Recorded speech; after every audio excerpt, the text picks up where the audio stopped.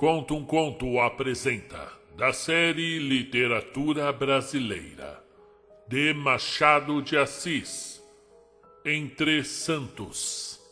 Narração Marcelo Fávaro. Não deixe de fazer a sua inscrição e deixar o seu like. Caso queira ajudar o nosso projeto, entre na nossa plataforma Apoia-se ou faça uma ajuda esporádica na chave Pix marcelofc18@hotmail.com. Toda ajuda será convertida em mais vídeos para pessoas que precisam e não podem ler.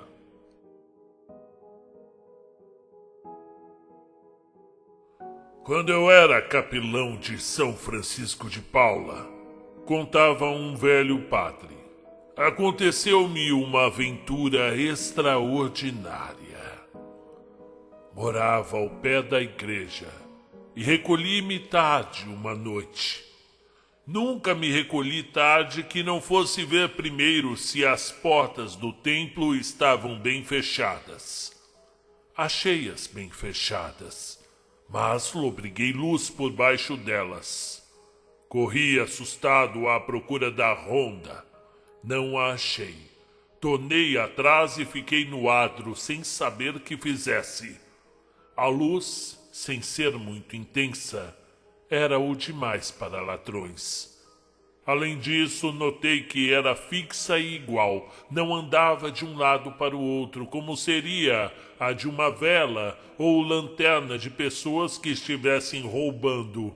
Bem, o mistério arrastou-me. Fui à casa buscar as chaves da sacristia. O sacristão tinha ido passar a noite em Niterói. Benzi-me primeiro, abri a porta e entrei. O corredor estava escuro. Levava comigo uma lanterna e caminhava devagarinho, calando o mais que podia o rumor dos sapatos. A primeira e a segunda porta que comunicam com a igreja estavam fechadas, mas via-se a mesma luz e, porventura, mais intensa que do lado da rua. Fui andando até que dei com a terceira porta aberta. Pus a um canto a lanterna, com o meu lenço por cima, para que não me vissem de dentro, e aproximei-me a espiar o que era. Detive-me logo, com efeito, só então adverti que viera inteiramente desarmado e que ia correr grande risco aparecendo na igreja sem nenhuma defesa que as duas mãos. Correram ainda alguns minutos. Na igreja a luz era a mesma, igual e geral, e de uma cor de leite que não tinha a luz das velas. Ouvi também vozes que ainda mais me atrapalharam, não cochichadas nem confusas, mas regulares, claras e tranquilas, à maneira de conversação. Eu não pude entender logo o que diziam. No meio disto, assaltou-me a ideia que me fez recuar. Como naquele tempo os cadáveres eram sepultados nas igrejas? Bem, eu imaginei que a conversação podia ser de defuntos. Recuei espavorido e só passado algum tempo é que eu pude reagir e chegar outra vez à porta, dizendo a mim mesmo que semelhante ideia era um disparate. Mas a realidade ia dar-me coisa mais assombrosa que um diálogo de mortos. Encomendei-me a Deus, benzi-me outra vez e fui andando, sorrateiramente, encostadinho à parede até entrar. E então vi uma coisa extraordinária. 2 dos 3 santos do outro lado, São José e São Miguel à direita de quem entra à igreja pela porta da frente, tinham descido dos nichos e estavam sentados nos seus altares. As dimensões não eram as das próprias imagens, mas de homens. Falavam para o lado de cá, onde estão os altares de São João Batista e São Francisco de Sales. Eu não posso descrever o que eu senti. Durante algum tempo, que não chego a calcular, fiquei sem ir para diante nem para trás, arrepiado e trêmulo. Com certeza andei beirando o abismo da loucura e não caí nele por misericórdia divina, que perdi a consciência de mim mesmo e de toda outra realidade que não fosse aquela, tão nova e tão única, eu posso afirmá-lo. Só assim se explica a temeridade com que, dali a algum tempo, entrei mais pela igreja a fim de olhar também para o lado oposto e vi aí a mesma coisa. São Francisco de Sales e São João descidos dos nichos, sentados nos altares e falando com os outros santos. Tinha sido tal a minha estupefação que eles continuaram a falar, creio eu, sem que eu sequer ouvisse o rumor das vozes. Pouco a pouco adquiri a percepção delas e pude compreender que não tinham interrompido a conversação. Distingui-as, ouvi claramente as palavras, mas não pude colher desde logo o sentido. Um dos santos, falando para o lado do altar-mor, fez-me voltar a cabeça e então eu vi que São Francisco de Paula, o oráculo da igreja, fizera a mesma coisa que os outros e falava para eles, falava como eles falavam entre si, e as vozes não subiam do tom médio e contudo ouviam-se bem, como se as ondas sonoras tivessem recebido um poder maior de transmissão.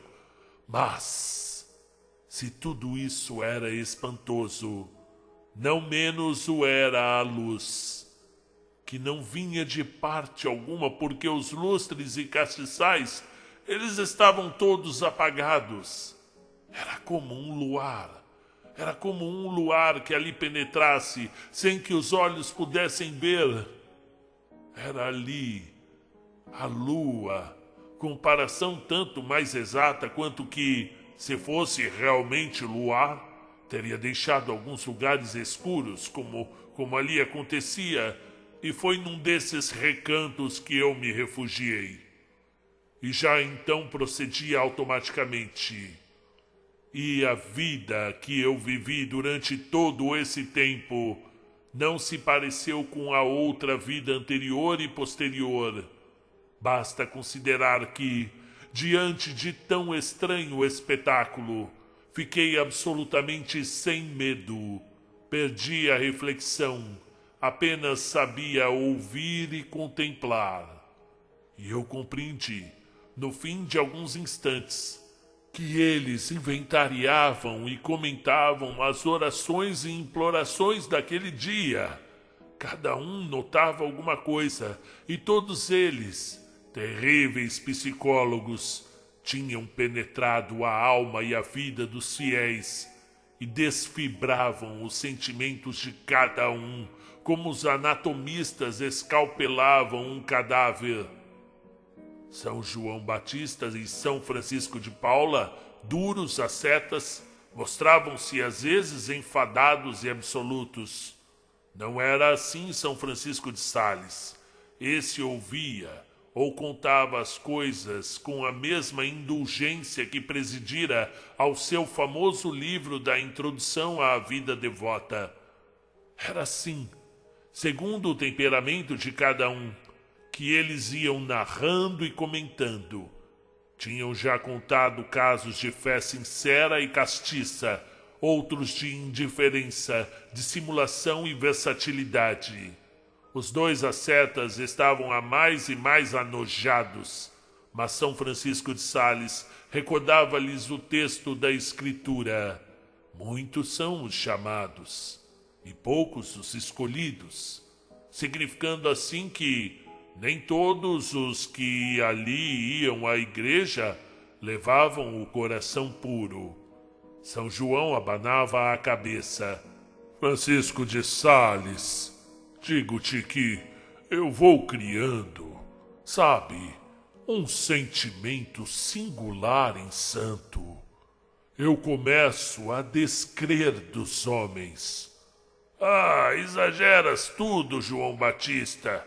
Exageras demais, atalhou o santo bispo. Não exageremos nada. Olha, ainda hoje aconteceu aqui uma coisa que me fez sorrir, e pode ser, entretanto, que te indignasse. Os homens não são piores do que eram em outros séculos, João. Descontemos o que há neles ruim e ficará muita coisa boa. Crê isto, e hás de sorrir ouvindo o meu caso. Eu? Tu, João Batista, e tu também, Francisco de Paula, e todos vós haveis de sorrir comigo. E pela minha parte eu posso fazê-lo, pois já intercedi e alcancei do Senhor aquilo mesmo que me veio pedir esta pessoa. E que pessoa? Ah, uma pessoa mais interessante que o teu escrivão José e que o teu logista Miguel. Pode ser, atalhou São José, mas não há de ser mais interessante que a adúltera que aqui veio hoje, adúltera, prostrar-se aos meus pés. Vinha pedir-me que lhe limpasse o coração da lepra da luxúria. Brigara ontem mesmo com o namorado que a injuriou torpemente e passou a noite em lágrimas. De manhã determinou abandoná-lo e veio buscar aqui a força precisa para sair das garras do demônio. Começou rezando bem, cordialmente, mas pouco a pouco vi que o pensamento a ia deixando para remontar aos primeiros deleites. As palavras paralelamente iam ficando sem vida. Já a oração era morna, e depois fria, e depois inconsciente. Os lábios afeitos à reza iam rezando, mas a alma que eu espiava cá de cima, essa já não estava aqui, estava com outro. Afinal, persignou-se, levantou-se e saiu sem pedir nada. Melhor é o meu caso. Melhor que isto? Perguntou São José curioso. Muito melhor, respondeu São Francisco de Sales. E não é triste como o dessa pobre alma ferida do mal da terra, que a graça do Senhor ainda pode salvar? E por que não salvará também a esta outra? Lá vai o que é. Calaram-se todos. Inclinaram-se os bustos, atentos, esperando. E aqui fiquei com medo.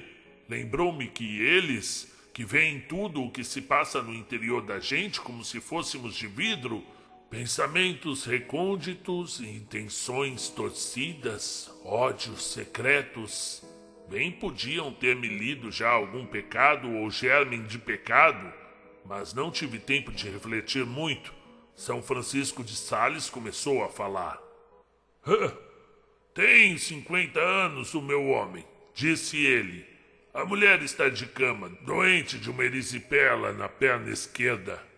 Há 5 dias vive aflito porque o mal agrava-se e a ciência não responde pela cura.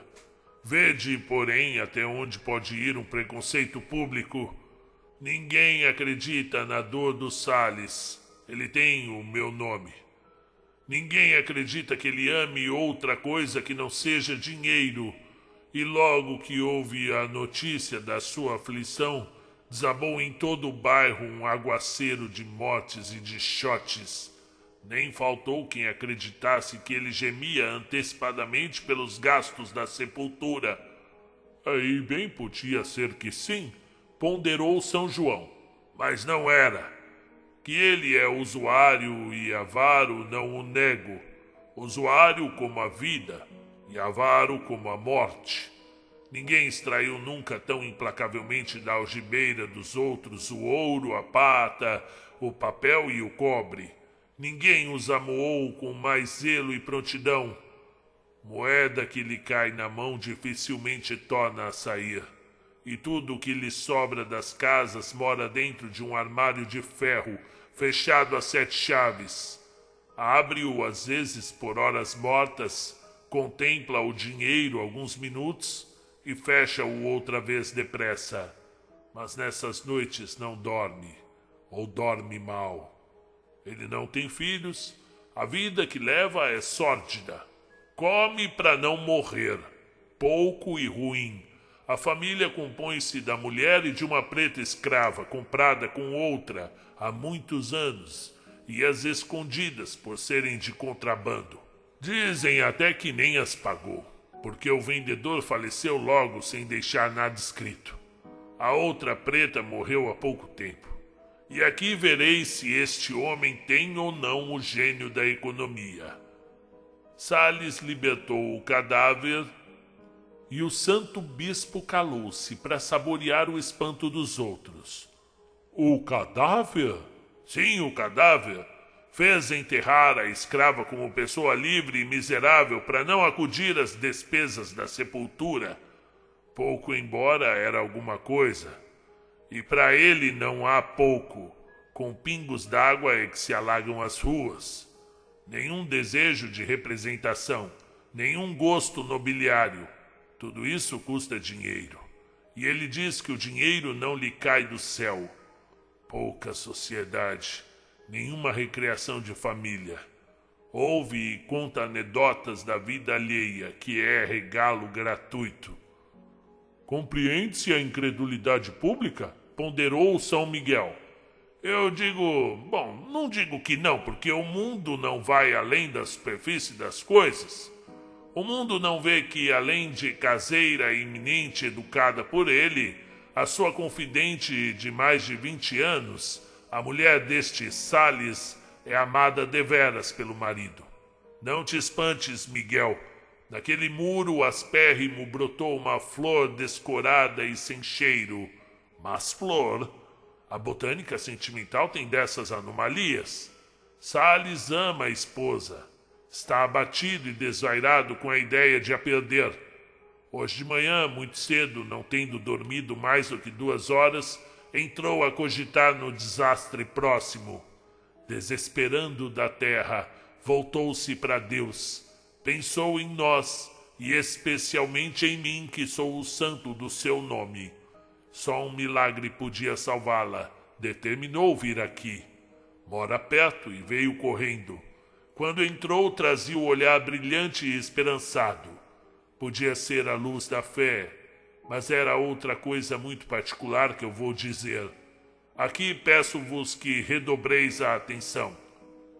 Vi os bustos inclinarem-se ainda mais. Eu próprio não pude esquivar-me ao movimento e dei um passo para diante. E a narração do santo foi tão longa e miúda, a análise tão complicada, que não as ponho aqui integralmente, mas em substância. Bem, quando pensou em vir pedir-me que intercedesse pela vida da esposa, Salles teve uma ideia específica de usurário, a de prometer-me uma perna de cera. Não foi o crente que simboliza dessa maneira a lembrança do benefício. Foi o usurário que pensou em forçar a graça divina pela expectação do lucro. E não foi só a usura que falou, mas também a avareza, porque em verdade, dispondo-se à promessa, mostrava ele querer deveras a vida da mulher. Intuição de avaro. Despender é documentar. Só se quer de coração aquilo que se paga dinheiro. Disse-lhe a consciência pela mesma boca escura. Sabeis que pensamentos tais não se formulam como outros.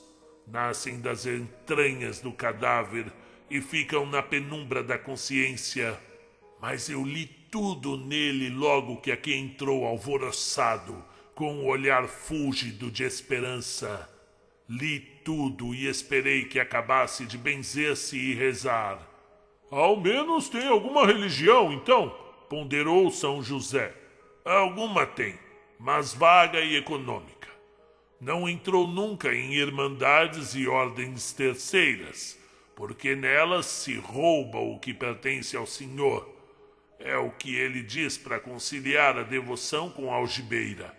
Mas não se pode ter tudo. É certo que ele teme a Deus e crê na doutrina. Ah, bem. Ajoelhou-se e rezou. Rezou.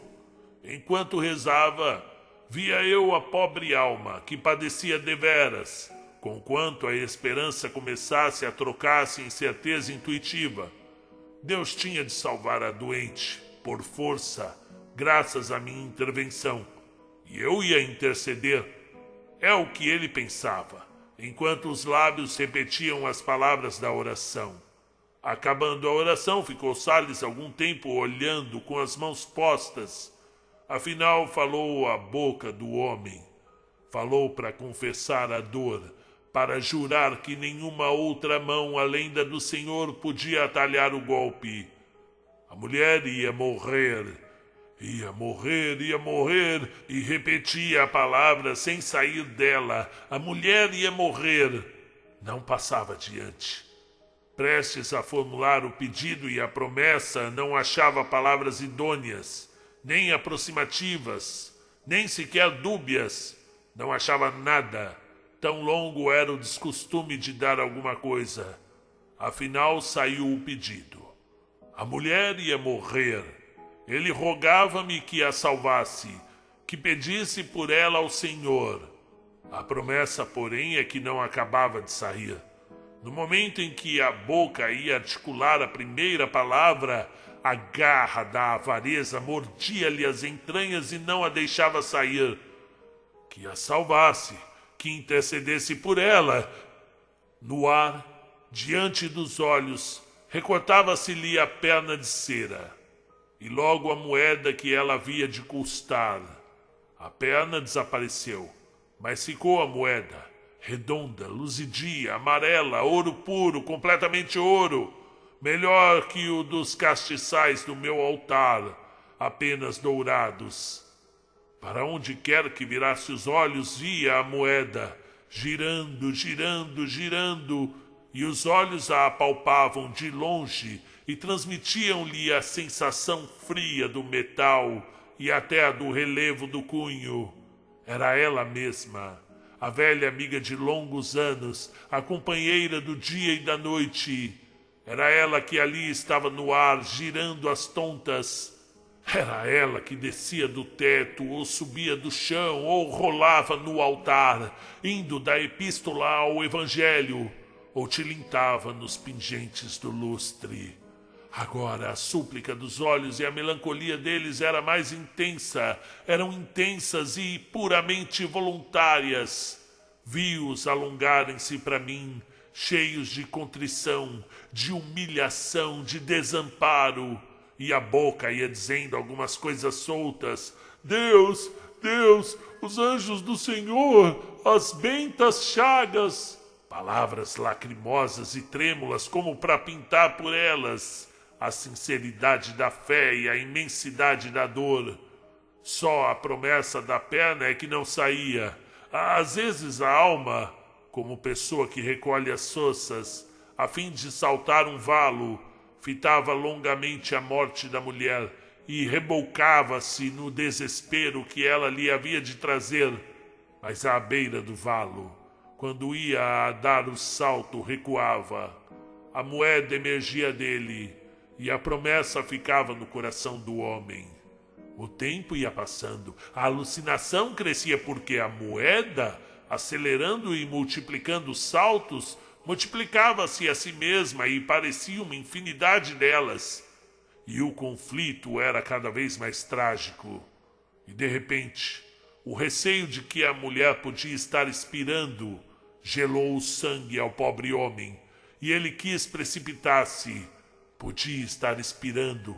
Pedia-me que intercedesse por ela, que a salvasse.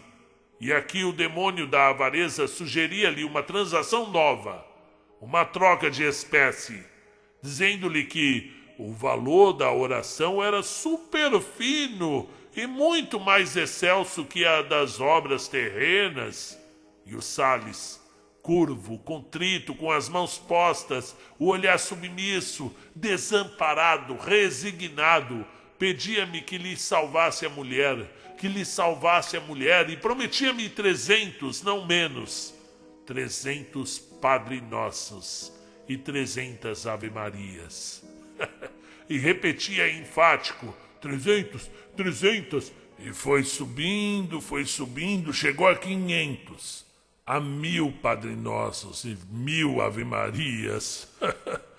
Não via essa soma escrita por letras do alfabeto, mas em algarismos, como se ficasse assim mais viva, mais exata. E a obrigação era maior, e maior também a sedução. 1000 Padre Nossos, 1000 Ave Marias. E voltaram as palavras lacrimosas e trêmulas, as bentas chagas, os anjos do Senhor, 1000 e 1000. Os 4 algarismos foram crescendo tanto que encheram a igreja de alto a baixo, e com eles crescia o esforço do homem, e a confiança também. A palavra saía-lhe mais rápida, impetuosa, já falada, 1000, 1000, 1000, 1000. Vamos lá, podeis ir à vontade, concluiu São Francisco de Sales. E os outros santos riram efetivamente, não daquele grande riso descomposto dos deuses de Homero quando viram o coxo Vulcano servir a mesa, mas de um riso modesto, tranquilo, beato e católico. Bem, depois eu não pude ouvir mais nada. Caí redondamente no chão, e quando dei por mim era dia claro. Corri a abrir todas as portas e janelas da igreja e da sacristia, a deixar o sol entrar, inimigo dos maus sonhos. E agora com vocês. Não me mate! Eu sou apenas o narrador.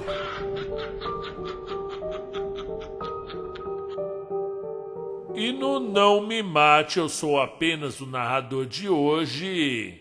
Gente, quando a gente se destina, senta aqui no estúdio e fala assim, hoje eu quero ler um negócio bom, hoje eu não tenho tempo, tem que ser rápido, eu tenho que pegar um conto que mesmo que eu não conheça, ele seja nota 10.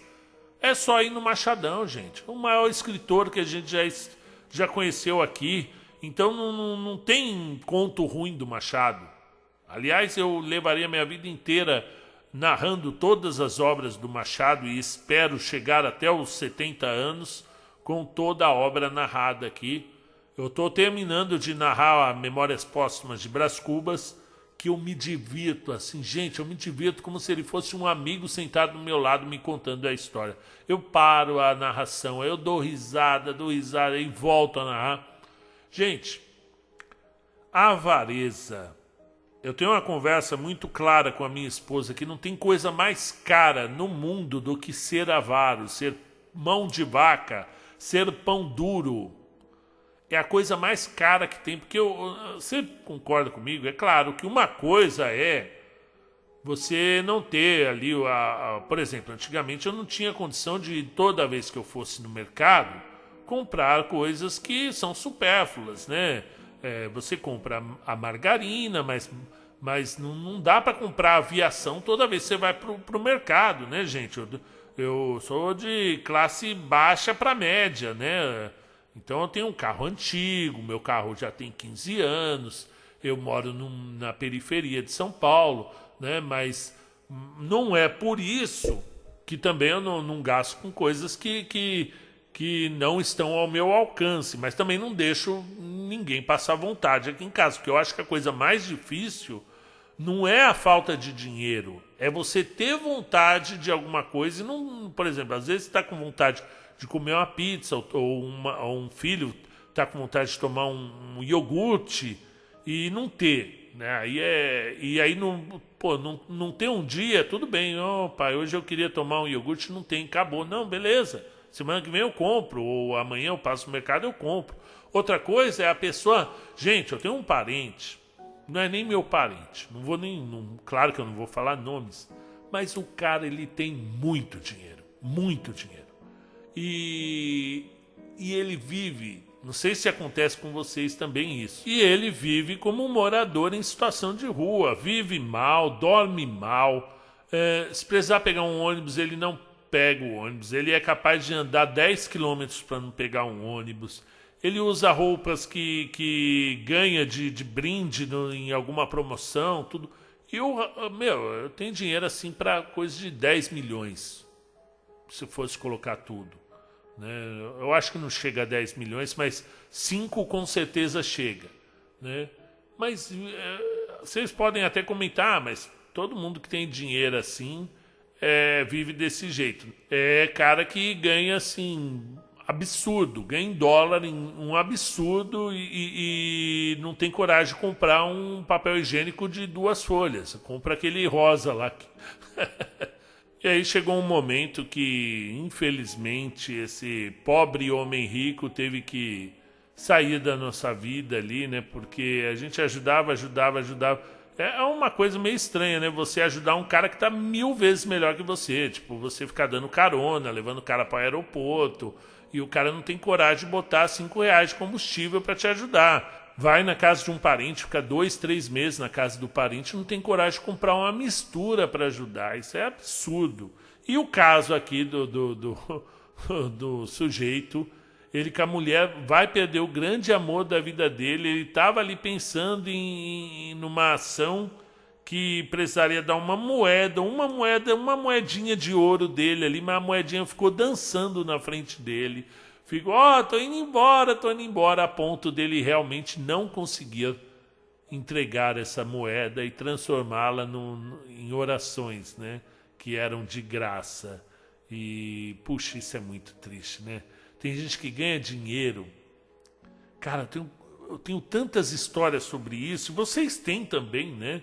Eu tinha um conhecido que ganhava dinheiro, nunca levou a esposa numa pizzaria, quanto mais num barzinho, sentar, pedir um vinho, ou se pedir uma porção, sei lá, levar a esposa na praia. A gente mora perto da praia aqui, é facinho.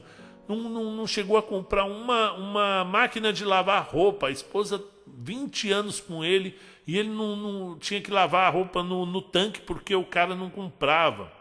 E ganhava dinheiro, não é, né, situação nossa, família passava necessidades, assim, não, o cara tinha dinheiro, mas não tinha coragem. Tem gente que não tem coragem do mínimo, que sei lá, você levar sua mãe no mercado, ajudar ela nas compras, né, comprar uma mistura para casa, é um absurdo isso.